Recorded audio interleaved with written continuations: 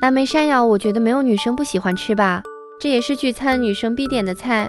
那今天咱们自己做300克铁棍山药，洗干净之后去皮，一定是铁棍山药品种，千万不要选错了。切成小段之后放在蒸笼里边，大概蒸15到20分钟左右。趁这个时间调个蓝莓汁，我是直接买的现成的蓝莓酱，你也可以用新鲜的蓝莓加白糖煮成酱，来个2-3勺就可以，再加上1大勺蜂蜜，一点点的清水。买的蓝莓酱是比较稠的，所以需要把它给稀释开，最后的状态是这种浓稠的酸奶状。山药蒸好后，马上给它倒入一个大碗内。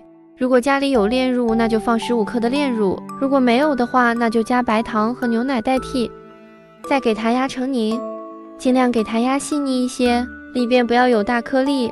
山药泥压得越细，吃起来口感就越丝滑。为了让它更好看，我用了挤奶油的裱花嘴，挤成一个冰淇淋的形状。如果没有，就直接给它堆成一个小山包也可以。最后再把蓝莓果酱给它淋到上面就好了。